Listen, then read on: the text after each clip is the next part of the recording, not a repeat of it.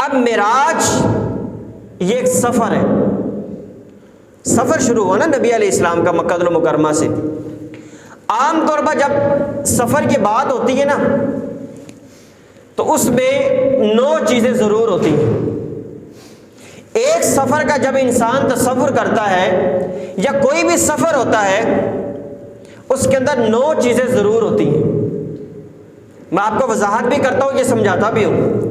اللہ رب العزت نے صرف ایک آیت کے اندر کتنی جامعیت کے ساتھ ان 9 چیزوں کو بیان فرما دیا۔ آج ہم ایک بات بیان کرتے ہیں ہمیں 10 منٹ لگ جاتے ہیں اس کے اوپر، اتنے لمبی چوڑی گفتگو کرنی پڑتی ہے، لیکن کلام الہی کی جامعیت دیکھیں کہ آیت ایک ہے، اس سے وہ 9 سوالوں کے جواب ہمیں مل جاتے ہیں۔ ایک سفر کے اندر 9 چیزیں کون سی ضروری ہیں؟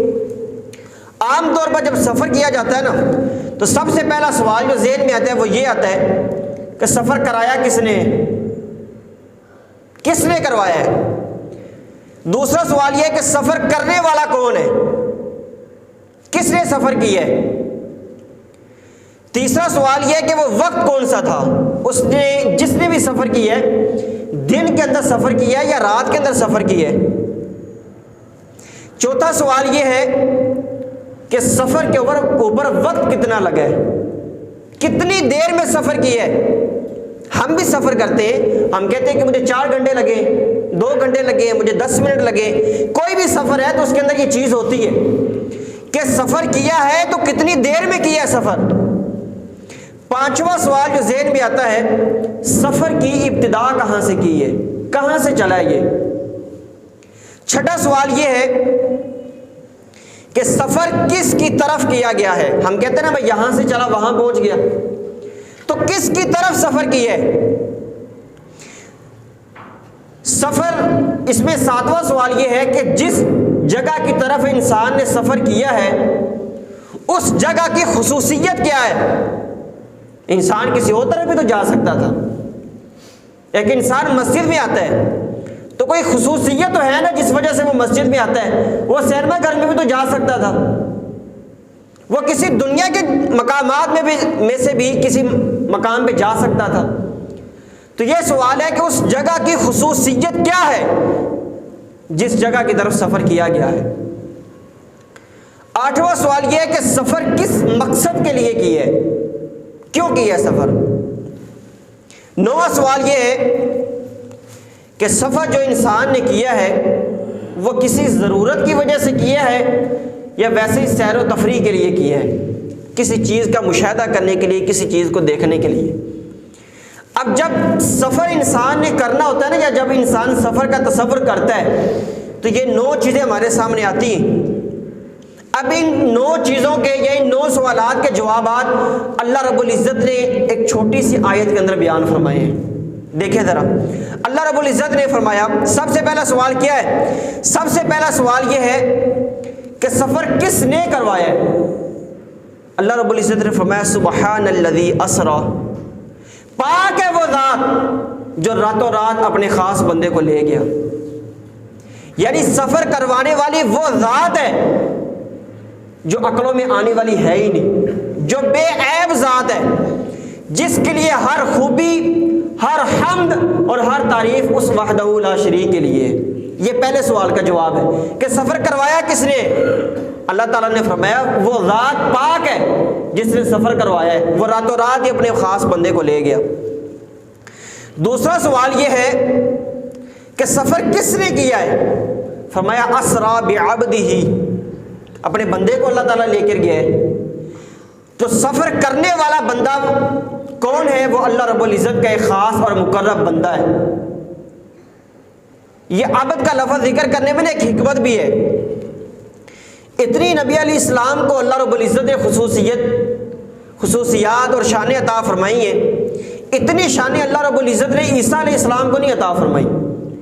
لیکن عیسیٰ علیہ السلام کی شان دے کر عیسائیوں نے کیا کہا تھا؟ ان کا یہ تو اللہ تعالیٰ کے بیٹے ہیں۔ تو اللہ رب العزت نے عبد کا لفظ بیان فرما دیا، سوال کا جواب بھی دے دیا کہ سفر کرنے والا ایک بندہ ہے، اور یہ مسئلہ بھی سمجھا دیا کہ نبی علیہ السلام کی اتنی عرفہ اور اعلیٰ شانوں کو دیکھ کر وہی کام نہ کر لینا جو عیسائیوں نے عیسیٰ علیہ السلام کے بارے میں کیا تھا،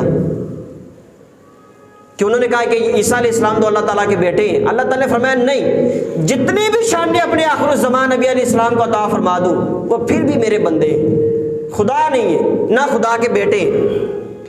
تیسرا سوال یہ تھا کہ سفر دن میں ہوا ہے یا رات کو ہوا ہے؟ فرمایا اسرا بعبدہ لیلا۔ اللہ رب العزت نے، یعنی یہ ایک ایک لفظ ایک ایک سوال کا جواب ہے، فرمایا رات کو سفر کروایا ہے۔ اگلا سوال یہ ہے کہ سفر کہاں سے شروع کیے؟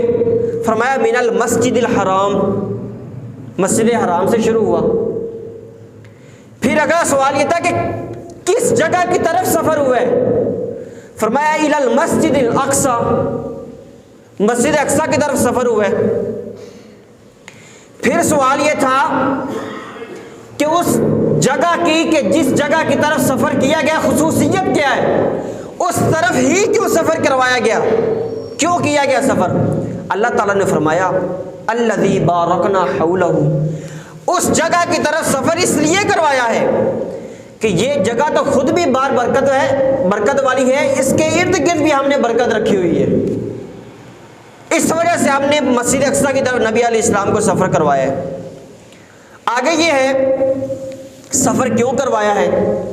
فرمایا لنوریہ من آیاتنا، تاکہ ہم اپنے حبیب علیہ السلام کو اپنی نشانیاں دکھائیں۔ اس مقصد سے، اس وجہ سے نبی علیہ السلام کا یہ سفر کروایا گیا ہے۔ سفر کروانے والا کون ہے؟ یہ آخری سفر تھا۔ اچھا، اس میں ایک اور چیز ہے کہ سفر کس مقصد کے لیے تھا؟ سیر و تفریح کے لیے تھا یا کوئی خاص وجہ تھی؟ اللہ رب العزت نے اپنی نشانیوں کا مشاہدہ کروانے کے لیے نبی علیہ السلام کو یہ سفر کروایا ہے۔ آخری سوال یہ ہے کہ سفر کروانے والا کون ہے؟ دو ہی چیزیں نا، یا تو انسان خود سفر کرے، تو انسان کی اپنی حیثیت کیا ہے، انسان کو دیکھنا پڑے گا کہ میں کون ہوں۔ اگر کوئی دوسری شخصیت، دوسری ذات سفر کرواتی ہے تو سفر کروانے والا کون ہے؟ فرمایا انہ هو السمیع البصیر، سفر کروانے والی وہ ذات ہے جو سننے والی بھی ہے اور ہر چیز کو دیکھنے والی بھی ہے۔ اب یہ ایک آیت ہے، لیکن اس کی جامعیت دیکھیں کہ ہر لفظ کے ساتھ اللہ رب العزت نے ایک سوال کا جواب عطا فرما دیا ہے۔